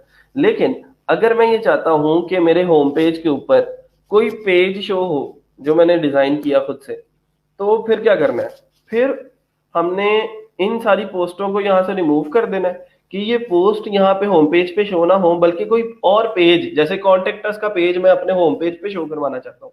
तो मैं क्या करूंगा, यहाँ से अभी हमारी जो सेटिंग्स है वो है योर होम पेज डिस्प्लेस। क्या डिस्प्ले करता है अभी फिलहाल, योर लेटेस्ट पोस्ट। सारी बात है कि हमारी लेटेस्ट पोस्ट होम पेज पे आती हैं, लेकिन अगर हम इसको चेंज करके स्टैटिक पेज कर देते हैं कि कोई और पेज हम शो करवाना चाहते हैं, अपनी लेटेस्ट पोस्ट यहाँ पे शो नहीं करवाना चाहते, तो स्टैटिक पेज सिलेक्ट किया और यहाँ से हमने उसको बता दिया कि हमारा होम पेज कौन सा होगा। अबाउट अस को होम पेज शो करवाना है या फिर कॉन्टेक्ट अस को शो करवाना है, ये जितने भी पेजेस यहाँ से हमने बनाए थे वो यहाँ पे शो हो रहे होंगे कि कितने पेजेस हैं। आप उसमें से अपना मनपसंद पेज चूज कर लें और उसको रख लें। अच्छा, वो कहता है ठीक है तुमने ये तो बता दिया कि होम पेज के ऊपर आपने कॉन्टेक्ट अस को लगाना है, लेकिन ये नहीं बताया कि फिर ये जो पोस्टें हैं ये किधर जाएंगी। तो उसके लिए आप ये कर सकते हैं कि एक ब्लॉग का पेज क्रिएट कर लें और पोस्ट पेज उसको कह दें कि जितनी भी पोस्टें हैं वो ब्लॉग के अंदर चली जाएंगी। जैसे मैं अगर अभी फिलहाल जो है वो मैं एक पेज क्रिएट करता हूँ और ऐड न्यू करता हूँ, इसका नाम मैं रखता हूँ ब्लॉग, और इसको मैं पब्लिश कर देता हूँ। और फिर दोबारा से मैं सेटिंग्स के अंदर, रीडिंग सेटिंग्स के अंदर जाता हूँ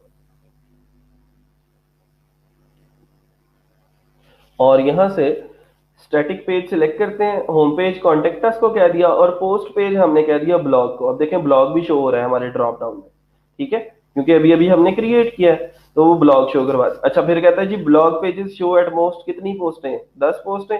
syndication feeds show the most recent, ठीक है जी। और फिर उसके बाद for each post in a feed include full text या फिर उसकी समरी डालनी है।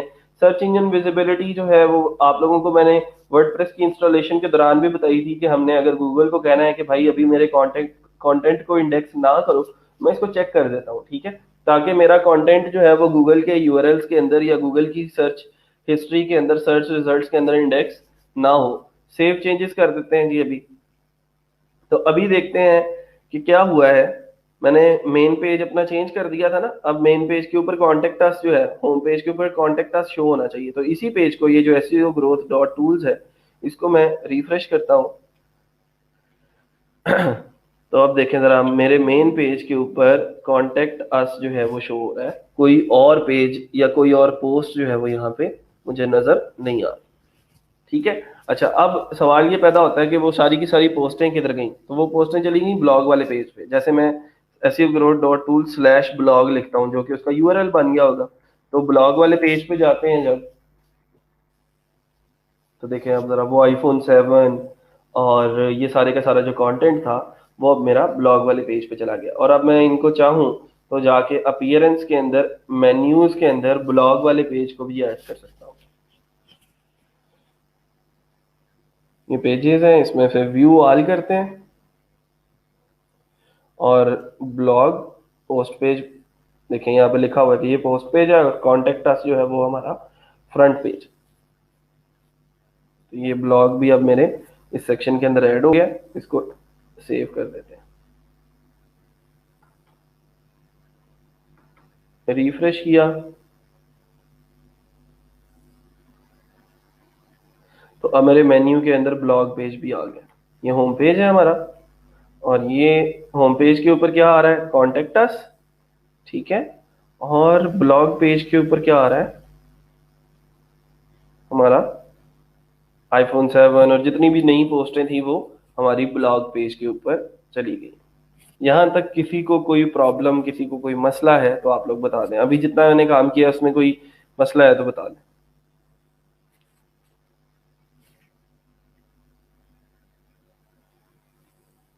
क्लियर है सब लोगों को, इम्प्लीमेंट करके देख लिया सब लोगों ने?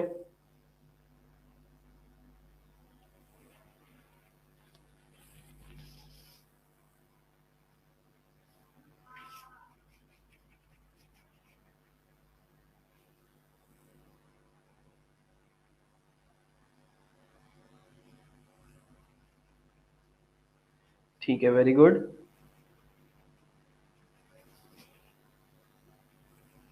अभी मैंने चीजें इंडिविजुअली आप लोगों को जो है वो देखना शुरू नहीं की। आप लोगों की जिस दिन मैंने इंडिविजुअली आप लोगों का काम देखना शुरू कर दिया ना, फिर उस टाइम पता लगेगा कि कौन कितने पानी में है और कौन कितना काम कर रहा है।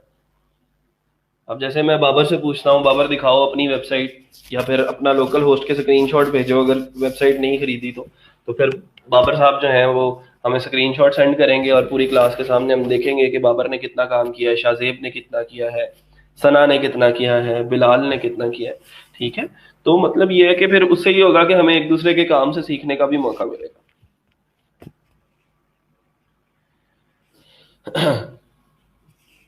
ठीक है, वेरी गुड। अच्छा अब उसके बाद है हमारे पास डिस्कशन। डिस्कशन जाहिर बात है, नाम से जाहिर है, जो आपके कमेंट्स हो रहे होंगे उनको आप लोग जो है वो मैनेज करना चाहते हैं, और वो आपने उनको कैसे मैनेज करना है वो देखेंगे। तो कमेंट्स के अंदर जाके मैं ये करता हूँ कि जैसे बहुत सारे ऑप्शंस हैं कि कैसे उनको मैनेज करना है। Comment author must fill out the name and email, user must be registered and log into the comment। एक कमेंट्स की सेटिंग है, ठीक है। और कमेंट्स की मॉडरेशन आप लोग यहाँ से मैनेज करते हैं कि हमने क्या सेटिंग्स रखनी है, लोग कैसे आके जो है वो रेटिंग कर सकते हैं, या फिर हमारी जो वेबसाइट की पोस्ट के अंदर जो डिस्कशंस चल रही हैं उसको हमने कैसे मैनेज करना है, ठीक है। और ये तब आप लोगों को इसकी जरूरत पड़ेगी अगर आपकी वेबसाइट कोई ब्लॉग वेबसाइट है, जिस जो एसईओ के अंदर, जो गूगल के अंदर रैंक्ड है और लोग उसको देखते हैं और अपने अपनी राय का इजहार करते हैं, तो उन लोगों को आप लोग यहाँ से कमेंट्स में से भी मैनेज कर सकते हैं। अब जैसे मैंने वो पोस्टें जो है वो की थी ना, तो उनके कमेंट्स भी यहाँ पे आ गए थे, ठीक है।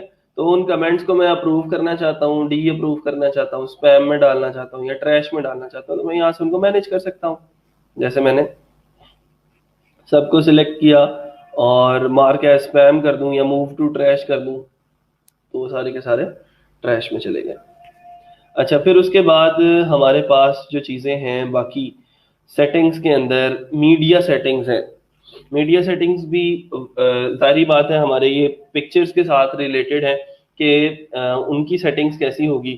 थंबनेल का साइज जो है वो कितना होगा, मीडियम साइज कितना होगा, लार्ज में साइज कितना होगा, तो उसकी सेटिंग्स आप लोग यहाँ से चेंज कर सकते हैं। Organize my uploads into month and year basis based folder. आप लोग जो जो पिक्चर्स जो है वो अपनी वेबसाइट के ऊपर अपलोड करते जाते हैं ना, आपके सी पैनल के अंदर उसके एक फोल्डर्स बनते जाते हैं। मैं सी पैनल अगर लॉगिन किया था, किधर है सी पैनल, मैं बाकी चीजें बंद कर रहा हूँ, हम सी पैनल में चलते हैं जरा इसके।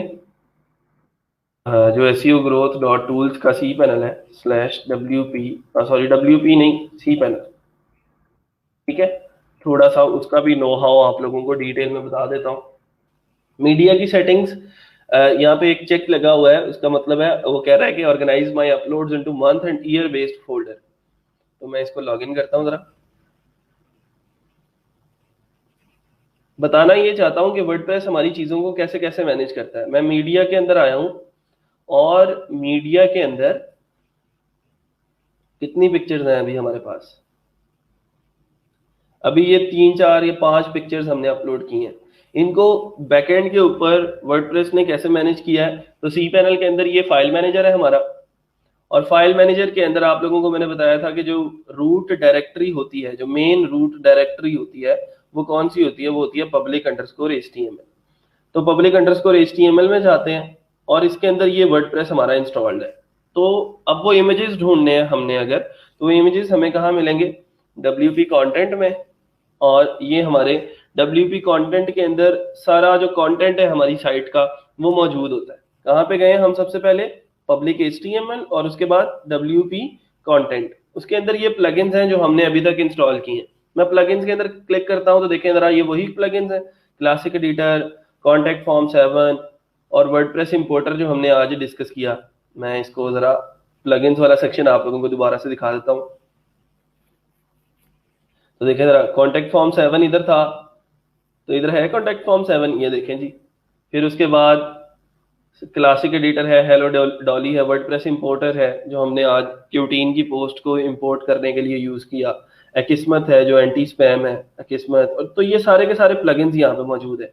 फिर मैं अप वन लेवल जाता हूँ तो थीम्स के अंदर जाते हैं। तो वर्डप्रेस के अंदर अभी तक जितने थीम्स हम इंस्टॉल कर चुके हैं, ये अपीयरेंस के अंदर, ये थीम्स के अंदर जाते हैं।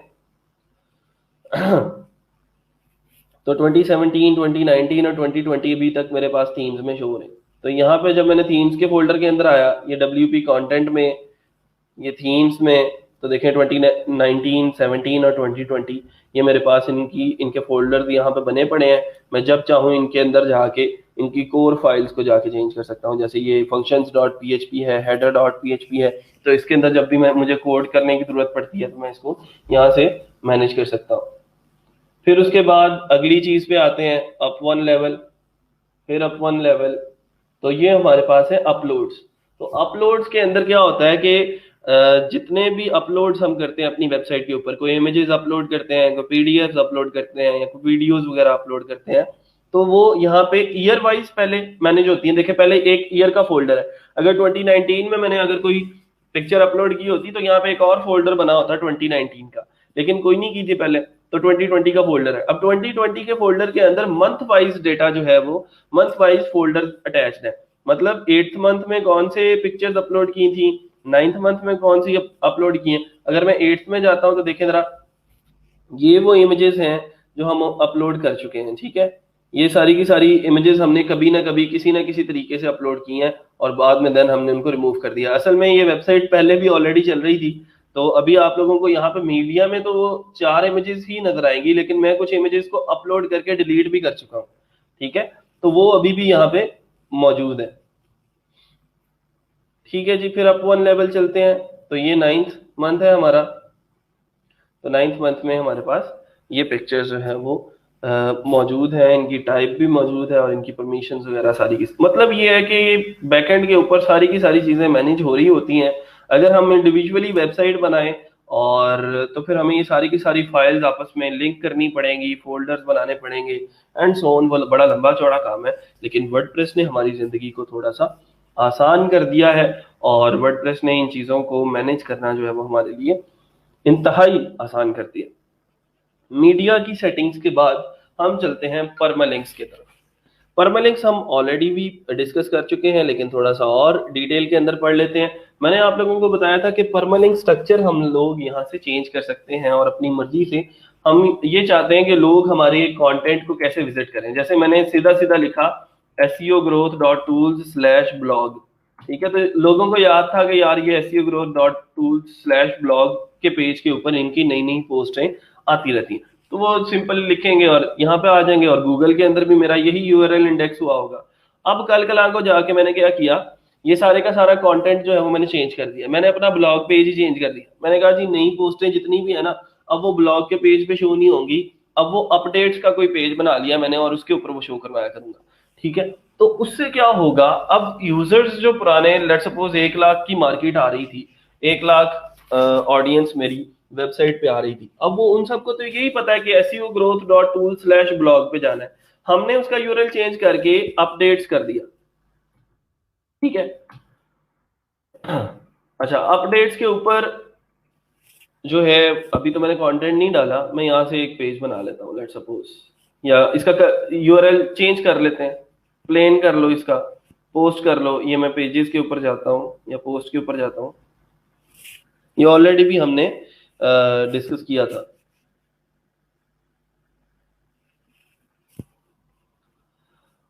तो ये iPhone 7 है, इसकी मैं पोस्ट को विजिट करना होता है। तो देखें जरा, मैं SEOgrowth.tools/iPhone 7 पे जाता हूँ ऐसे। लेकिन अगर मैं परमालिंक्स को जाके चेंज कर देता हूँ, सेटिंग्स के अंदर जाके मैंने परमालिंक्स चेंज कर दिया, अब मैंने जो परमालिंक्स है वो रख दिए प्लेन, ठीक है, और मैंने इसको सेव कर दिया।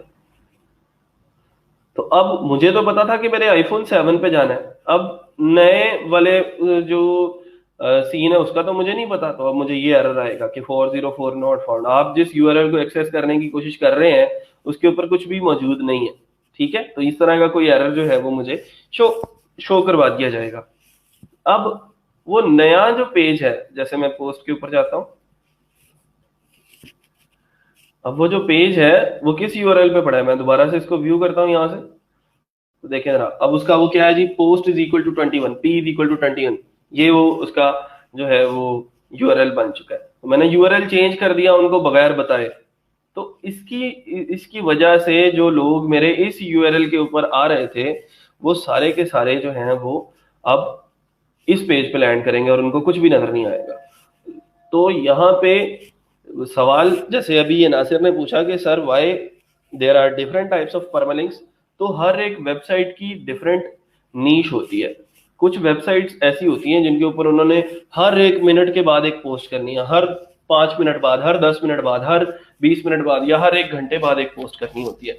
तो वहां पे लोगों को उस पोस्ट का नाम याद रखना बहुत मुश्किल हो जाता है, तो वो यूआरएल के अंदर वो ऐसा नहीं कर सकते, ठीक है। और वो यूआरएल इंडेक्स जब होता है तो वो भी, अब देखिए मैं अगर आप लोगों को गूगल पे जाते हैं, यहाँ पे मैं लिखता हूँ फनी गुड मॉर्निंग कोट्स,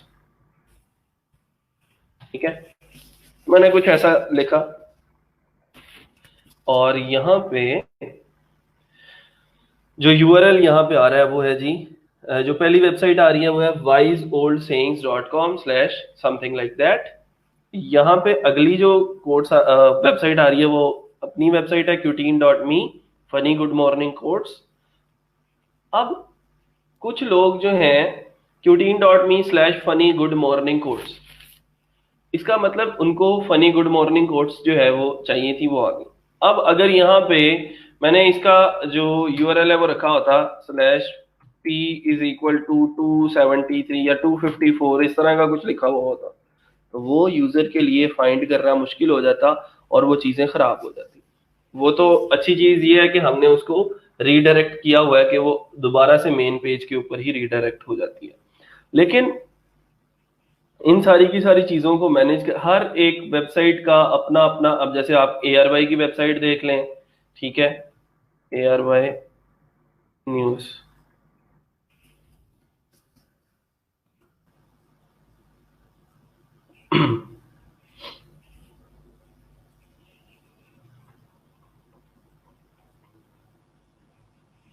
अच्छा इसकी किसी पोस्ट के ऊपर क्लिक करते हैं तो देखें अब उनकी जो वेबसाइट है, उन्होंने पूरा जो पोस्ट नेम है वो दिया हुआ है ताकि समझ में आ सके कि असल में हो क्या रहा है, ठीक है। अच्छा फिर उसके बाद ये सेम स्ट्रक्चर जो है वो सभी पोस्ट के ऊपर इम्प्लीमेंटेड होगा। 1 2, एक और पोस्ट देखी तो ये भी पोस्ट वैसी है, उसका यूआरएल भी ऐसा ही है, corona virus antibodies patients recovery. तो मतलब ये है कि आप लोग जब अपने यूआरएल के अंदर पोस्ट का नेम डाल देते हो तो थोड़ा सा लोगों को नो हाउ मिल जाता है कि एक्चुअली इस यूआरएल के अंदर आप करने क्या जा रहे हो। लेकिन अगर p=1 2 3 4 something something like that, इस तरह का कुछ लिखा हुआ होगा तो लोग उसको जो है वो समझ नहीं पाएंगे और मुख्तलिफ किस्म की उसके अंदर एम्बिग्विटीज आ सकती हैं। मैं अगर आप लोगों को इसकी और डिटेल थोड़ी सी बता दूं तो हमारे पास है, ताकि ये कंफ्यूजन आप लोगों की क्लियर हो जाए, एग्जांपल के साथ देख लेते हैं उसको कि हमारे पास डिफरेंट टाइप्स क्यों हैं इन परमालिंक्स को मैनेज करने के लिए। तो उसका जवाब सिर्फ ये है कि वर्डप्रेस का जो हमारी वेबसाइट का कंटेंट जो है, हर एक वेबसाइट का जो कंटेंट की नीश है वो डिफरेंट होती है।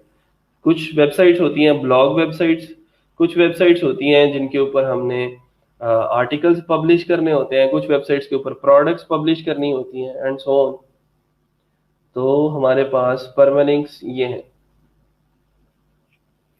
ये देखेंगे जी कि हर एक लेक्चर के अंदर अलग अलग से वैसे डिफाइन किया गया है कि परमालिंक्स का एक अलग लेक्चर है कि सारे का सारा दिन परमालिंक्स पढ़ने हैं, सारे का सारा दिन यूजर मैनेजमेंट्स पढ़नी है। लेकिन मैं ट्राई करता हूँ कि आप लोगों को जितनी जल्दी इन चीज़ों की समझ आ जाए और जितनी जल्दी हम प्रोफेशनल चीज़ों की तरफ मूव ऑन कर सकें, हम कर जाएं। चलो भाई चलो जल्दी करो।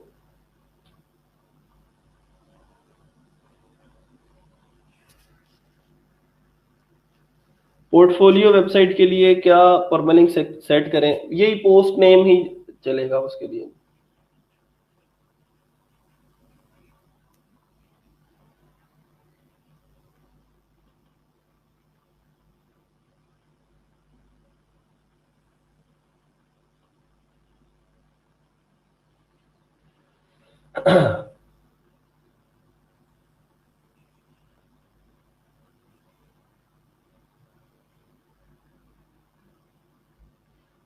इसको हम ओपन कर लेते हैं गूगल स्लाइड्स से।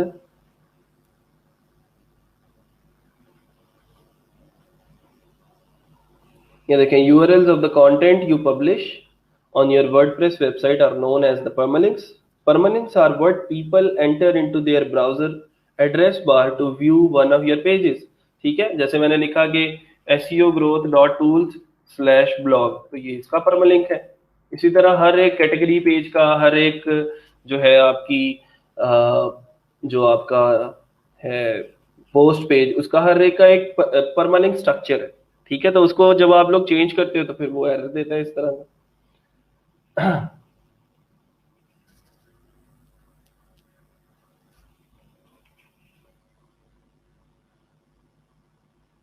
They are also what search engines and other websites use to link to your website. Due to this, they are very important. तो सारी बात है गूगल के अंदर, गूगल ने क्या किया, google.com ने Qteen का फला यूआरएल जो है वो सर्च इंजन के अंदर सर्च रिजल्ट्स में शो करवा दिया। ठीक है, क्यूटीन की बजाय हम फनी गुड मॉर्निंग पोस्ट कर लेते हैं। तो कोई फलां यूआरएल जो है वो उसका गूगल के सर्च रिजल्ट्स के अंदर आ रहा है, आप पीछे से जाके इसका परमालिंक स्ट्रक्चर चेंज कर देते हैं, तो गूगल ने तो यही दिखाना है ना। तो इस परमालिंक स्ट्रक्चर के ऊपर, इस परमालिंक के ऊपर कोई भी कंटेंट नहीं पड़ा होगा, तो लोग जो है वो उनका यूजर एक्सपीरियंस आपकी वर्डप्रेस वेबसाइट का खराब हो जाएगा, कि लोगों को फिर इस तरह के एरर्स जो है वो देखने को मिलेंगे आपकी वेबसाइट के ऊपर। अच्छा जी, आगे चलते हैं जरा। आगे क्या है हमारे पास, 301 रीडायरेक्ट्स हैं, कि इस चीज से बचने के लिए हम क्या कर सकते हैं कि रीडायरेक्ट्स लगा सकते हैं। ये सेटिंग्स है हमारे पास। और हमारा जो यूआरएल है, परमालिंक है, वो सर्च इंजन फ्रेंडली होना चाहिए। वो कहता है जी बेस्ट कौन सा है, आपकी अपनी मर्जी है। और सबसे इंपॉर्टेंट बात जो मैं सुबह से आप लोगों को बताने की कोशिश कर रहा हूँ कि pick one and stick with it. आप लोग स्टार्ट में सिलेक्ट कर लें, once you have decided on one optimal permalink structure, do your site a favour and stick with it for the life of your site. जब तक आपकी website की जिंदगी है तब तक आप इसको चेंज ना करें। People use this links to link directly to your site and up and changing them down the line is not a good idea. While modern versions of WordPress are typically smart enough to get modified URLs redirected to the right place, it doesn't look nice in people's browsers and is not doing any favors for your search engine optimization efforts. तो जितनी भी आपने उसकी SEO की हुई होगी वो सारी की सारी खत्म हो जाएगी, ज़ाया हो जाएगी। इससे बचने के लिए आप लोग यूआरएल के स्टार्ट में, सॉरी वेबसाइट के स्टार्ट में यूआरएल का जो स्ट्रक्चर है वो डिफाइन कर लें। ठीक है।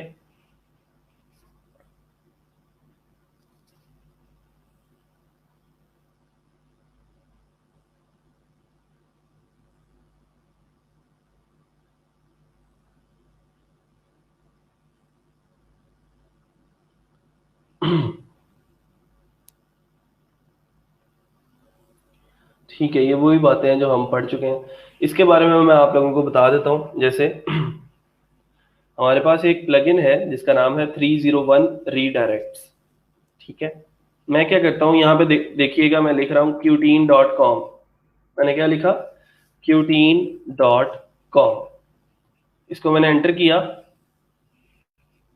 तो वो जो वेबसाइट है उसने मुझे ऑलरेडी ऑटोमेटिकली रीडायरेक्ट कर दिया qteen.me पे।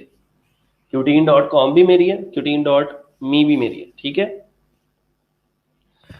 तो ये रीडायरेक्शन कैसे होती है, उसके लिए हमने क्या किया कि रीडायरेक्ट के लिए एक प्लगइन हमने जो है वो यूज किया, उसका नाम था 301 रीडायरेक्ट। इसको हम किसी दिन यूज करेंगे।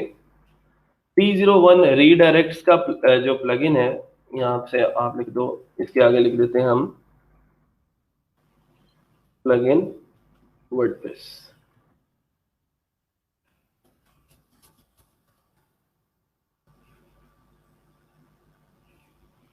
अच्छा, इसकी मदद से हम क्या कर सकते हैं कि अपने यूजर्स को, जो हमारे इस पुराने यूआरएल के ऊपर आ रहे थे स्लैश ब्लॉग, इस यूआरएल के ऊपर आ रहे थे, उनको ये एरर शो हो रहा है, हमने इसको अपडेट्स के ऊपर ले गए। ठीक है, तो उससे बचने के लिए हम क्या करते हैं, उनको किसी और यूआरएल के ऊपर नेविगेट करवा देते हैं।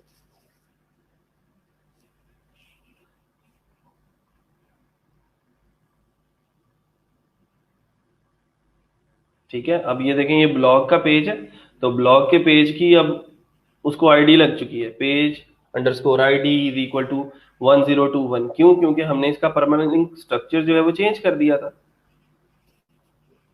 अभी फिलहाल मैं क्या कर रहा हूँ, इसको दोबारा से पोस्ट नेम के ऊपर लेके आ रहा हूँ।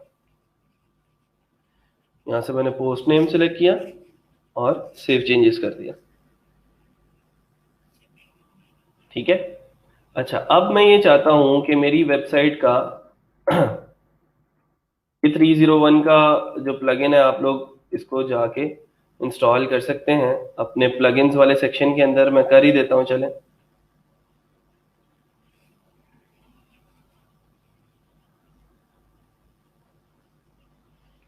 301 रीडायरेक्ट्स। ठीक है,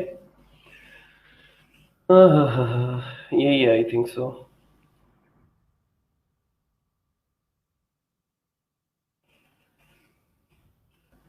तो इसको मैंने इंस्टॉल किया यहाँ पे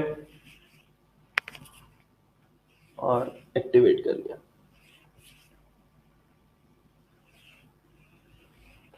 कॉन्फ़िगर रीडायरेक्ट्स, ये देखें अब मेरे पास दो ऑप्शंस हैं। वो कहता है एसईओ ग्रोथ डॉट टूल्स। मैं एग्जांपल के तौर पे आप लोगों को बता रहा हूँ मैं यहाँ पे एक और पेज क्रिएट कर रहा हूँ, उसका नाम मैंने रख दिया अपडेट्स और उसको मैंने पब्लिश कर दिया। ठीक है, मैं अपनी सेटिंग्स के अंदर, रीडिंग सेटिंग्स के अंदर आ रहा हूँ। ये मेरी मेन वेबसाइट है एसईओ ग्रोथ डॉट टूल्स, और एसईओ ग्रोथ डॉट टूल्स की वेबसाइट की जितनी भी पोस्टें हैं वो अभी फिलहाल शो होती हैं ब्लॉग पेज पे। तो लोग आ रहे हैं ब्लॉग पेज के ऊपर, ब्लॉग पेज पे आते हैं तो उनको ये आईफोन 7, ठीक है, और ये सारी की सारी पोस्टें नज़र आ जाती हैं। लेकिन मैं अपनी रीडिंग सेटिंग्स के अंदर से जाके ये पोस्ट पेज जो है वो चेंज करके मैं कर देता हूँ कि जी पोस्ट पेज होगा, रिफ्रेश नहीं किया इसको, पेज बन गया था। पेज पे जाते हैं दोबारा से कि पेज क्रिएट हो गया या नहीं। अपडेट्स का पेज ड्राफ्ट में है, इसको पब्लिश करना है, सॉरी, इसको हमने यहां से पब्लिश कर दिया।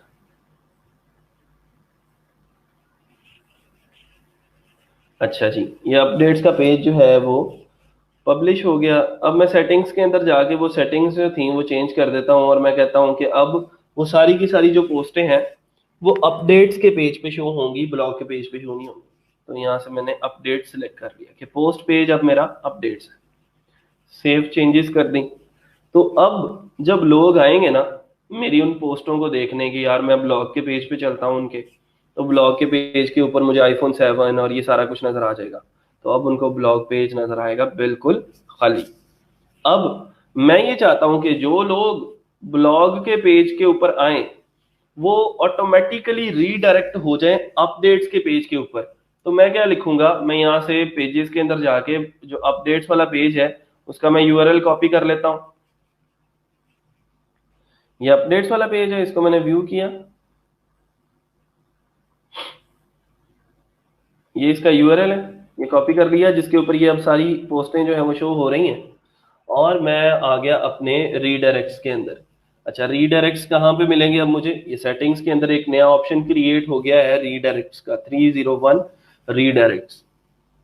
तो मैंने यहाँ पे लिखा कि https/tools और इसके बाद ब्लॉग, कि ये जो ब्लॉग वाला पेज है इसको रीडायरेक्ट करना है तुमने इस यूआरएल के ऊपर, और वो मैंने यूआरएल दे दिया अपडेट्स वाला और मैंने इसको कर दिया सेव। अच्छा, कभी कभार क्या होता है कि ये अब ये यूआरएल तो लग गया, मतलब हो चुका है ये सारे का सारा, कि अब जो लोग ब्लॉग वाले पेज पे आएंगे /ब्लॉग वाले पेज पे वो ऑटोमेटिकली अपडेट्स वाले पेज पे रीडायरेक्ट हो जाएंगे। ये इफेक्ट इसका जो है वो 1-2 दिन बाद शुरू होता है, और मतलब ये है कि ये जो रीडायरेक्शन है उसको होने में कभी कभार हमें 1-2 दिन लग भी जाते हैं। चेक कर लेते हैं, ये ब्लॉग वाले पेज पे चलते हैं अब। तो देखें अब मुझे उसने अपडेट्स वाले यूआरएल के ऊपर उसी वक्त रीडायरेक्ट कर दिया। यहां तक अगर किसी को मसला है तो बता दे। अब वो पहले ब्लॉग वाला पेज खाली जो नजर आता था अब वो खाली नजर नहीं आएगा, वो ऑटोमेटिकली उसको अपडेट्स वाले पेज के ऊपर रीडायरेक्ट कर देगा और ये चीजें यहां तक हमारी क्लियर हो जाएगी। इसमें किसी को कोई प्रॉब्लम है रीडायरेक्शन के अंदर तो आप लोग मुझे बता सकते हैं।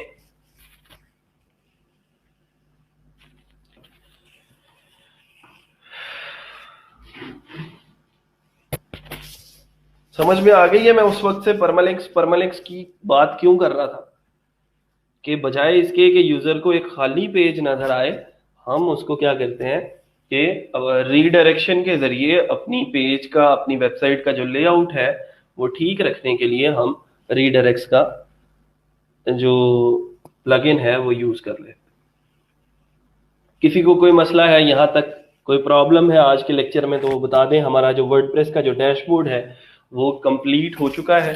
हमने इसकी तकरीबन सारी चीज़ें पढ़ ली हैं। बाकी जब कस्टमाइजेशन करनी है तो उसके अंदर ये चीज़ें जो है वो हमारी और ज़्यादा डिटेल के अंदर डिस्कस होती जाएंगी। साथ साथ फाइवर को आप लोगों ने भूलना नहीं है।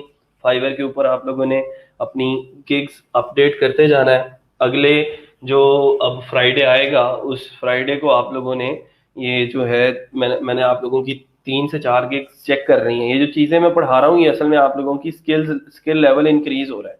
आप लोग कस्टमाइजेशन कर सकते हैं, आप लोग पेजेस क्रिएट कर सकते हैं, आप लोग पोस्ट कर सकते हैं। वर्डप्रेस के डैशबोर्ड को यूज करके आप मुख्तलिफ किस्म के काम कर सकते हैं। ठीक है सर, कितने पेजेस को रीडायरेक्ट कर सकते हैं? जितने को चाहें कर सकते हैं यार, कोई मसला नहीं है, जितने चाहें। विद शाजिब डॉट कैशे बिज डॉट कॉम, मैं देख लेता हूँ जी। विद शाहजेब, स्पेलिंग देख लीजिएगा।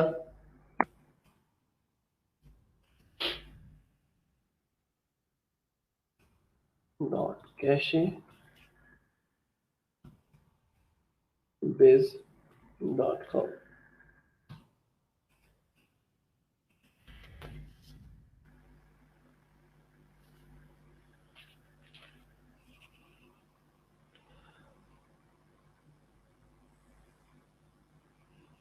अबाउट अस लिखा है जी इन्होंने, और उसमें अपनी डिस्क्रिप्शन के बारे में बात की है। ठीक है, फिर उसके बाद एक्सपीरियंस है, प्रोफेशनल कैरियर। Very good. अभी और इंशाल्लाह चीज़ें जो है ना डिज़ाइनिंग के अंदर और ज़्यादा इम्प्रूव हो जाएंगी। ये तो हम अभी कह लेंगे फ्री वाला थीम यूज़ कर रहे हैं, कल को इंशाल्लाह कोई डेमो वाला थीम इंस्टॉल करेंगे, उसका डेमो इंपोर्ट करेंगे और देन इंशाल्लाह और चीज़ें इम्प्रूव हो जाएंगी। प्रोफेशनल स्किल्स, ठीक है, वेरी गुड। ये अबाउट अस,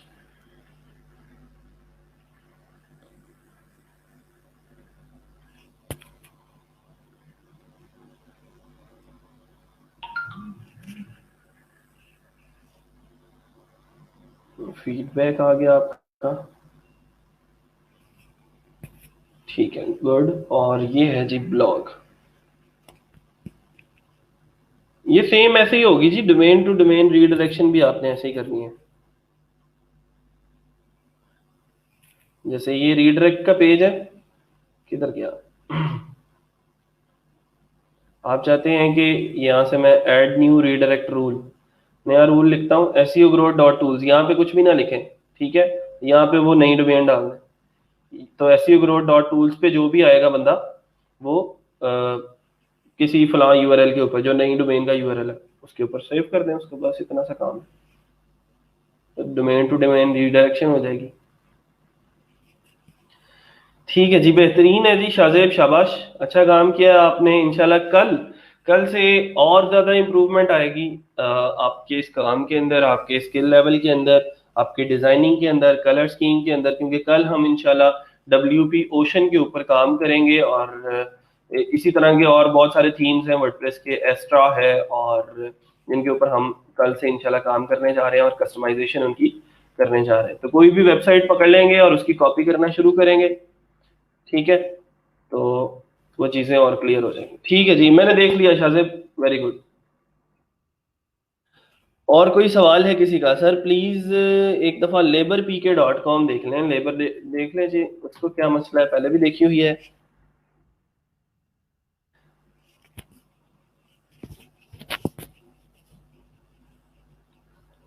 हेडर का इमेज अपलोड होने के बाद क्लियर शो नहीं होता, क्यों नहीं शो होता भाई, क्या मसला है? कोई मसला होगा आपके इमेज के साइज के अंदर, कोई मसला होगा। आप लोगों को मैंने बताया था जब भी आप वर्डप्रेस के ऊपर कोई पिक्चर अपलोड करते हो ना, तो वो आपको उसका रिकमेंडेड साइज बताता है। तो वो रिकमेंडेड साइज जो भी है आपका, आप उस रिकमेंडेड साइज के अंदर उसको क्रिएट करेंगे तो नहीं आएगा। ये तो आपने असल में बनाया ही ऐसे है, ये पिक्सेलेटेड नहीं है, लेकिन ये जो लाइनें से लगी, आई थिंक सो ये आपने डिजाइनिंग के अंदर ही कुछ ऐसा किया है।